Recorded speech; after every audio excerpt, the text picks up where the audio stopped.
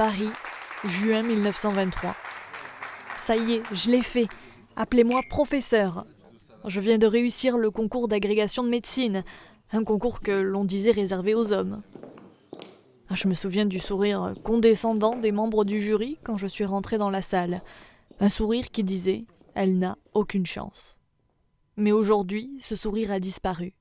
Parce que je ne me suis pas démontée. Parce que j'ai pris ma place. Et j'espère que d'autres femmes viendront après moi. Plus nombreuses, plus audacieuses encore. Je suis Marthe Condat, et voici mon histoire.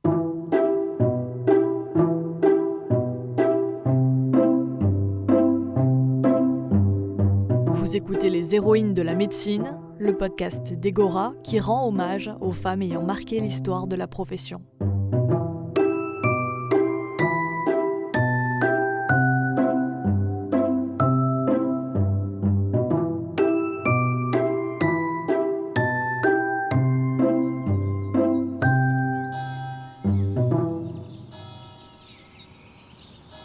Je suis née le 19 juillet 1886 à Groyers, dans le Tarn.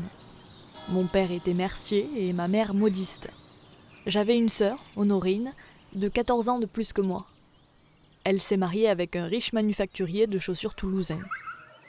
Après une scolarité brillante à Groyers, mes parents m'ont laissé la rejoindre dans la Ville Rose, où j'ai fréquenté la pension des Dames Lafont. C'est dans cet établissement que je me suis préparée à passer les baccalauréats à partir de 1903. J'ai réussi toutes les épreuves haut la main, que ce soit celles de rhétorique, de lettres ou de mathématiques. Je ne rêvais que d'une chose, faire des études de médecine. Je suis donc entrée au PCN en 1905, passage obligé pour pouvoir intégrer le cursus, et j'ai été reçue première. J'ai même remporté les 4 premiers prix du concours. Nous sommes heureux de féliciter cette jeune fille qui reçoit la juste récompense due à sa haute intelligence et son travail assidu. Il n'a pas manqué de rappeler l'Institut des Dames Lafont.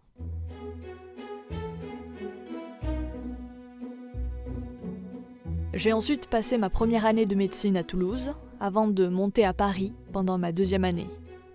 Au vu de mes excellents résultats, mes professeurs m'ont encouragée à rejoindre la capitale pour intégrer une université un peu plus prestigieuse.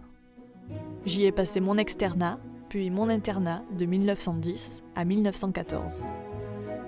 Pendant cette période, je me suis spécialisée en pédiatrie, exerçant à la maternité du boulevard de Port-Royal, à l'hôpital de la Pitié et enfin à l'hôpital des enfants malades. J'étais à chaque fois la seule femme interne. Et c'est aussi à ce moment-là que j'ai commencé à publier mes premiers articles scientifiques. Ordre de mobilisation générale. Tout Français soumis aux obligations militaires doit, sous peine d'être puni avec toute la rigueur des lois, obéir aux prescriptions de son fascicule de mobilisation. J'avais 28 ans quand la guerre a éclaté en août 1914. En tout, près de 4 millions d'hommes ont été appelés sous le drapeau. Et les médecins, les internes et les infirmiers n'ont pas échappé à la règle. Mais loin du front, il fallait bien que les malades continuent d'être soignés dans de bonnes conditions. L'assistance publique a donc recruté des personnels non soumis à la mobilisation, et parmi eux des femmes.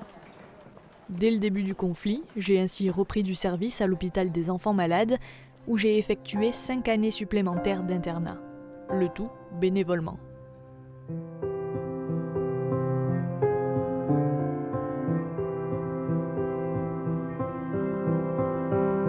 J'étais à la fois interne et chef de service, je formais les étudiants et opérais les enfants, parfois même sous les bombes, tout en préparant ma thèse et en publiant des articles. Pendant toute la durée de la guerre, je n'ai pas pris un seul jour de congé. Face à tant d'engagement, mes collègues ont demandé pour moi la croix de la Légion d'honneur, mais je ne l'ai finalement pas eue. Je me suis consolée en quelque sorte avec le prix de l'Académie de médecine et la médaille d'honneur de l'assistance publique, que j'ai reçue en 1919.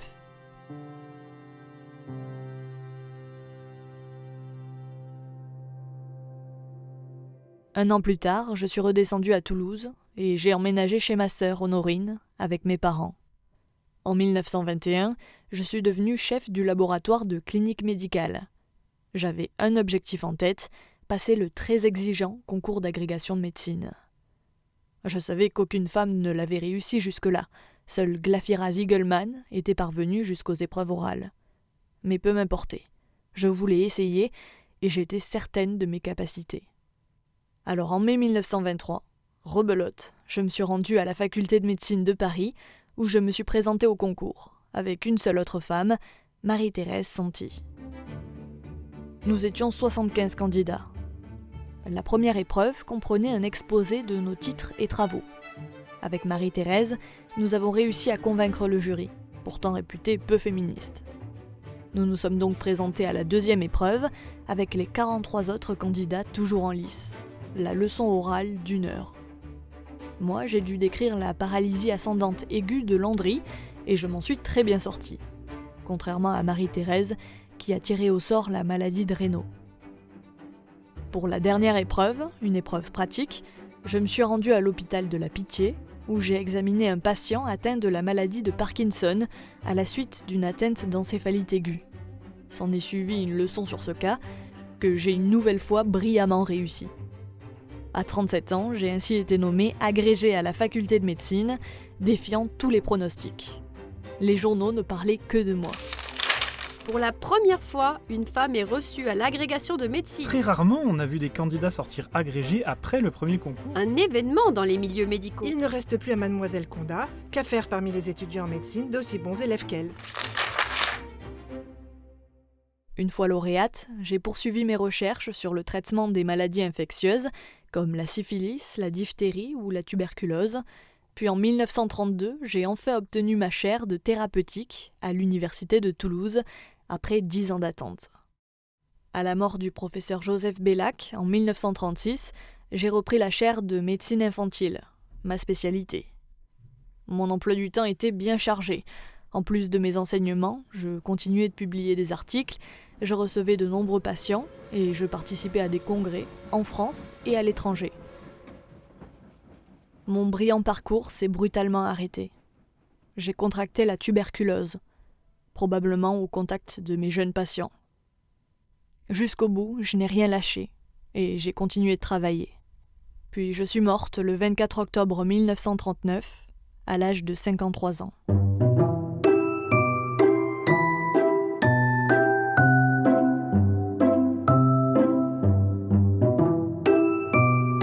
C'était Les Héroïnes de la médecine, un podcast d'Egora, le site d'actualité des médecins et étudiants en médecine, à retrouver sur egora.fr et toutes vos plateformes d'écoute.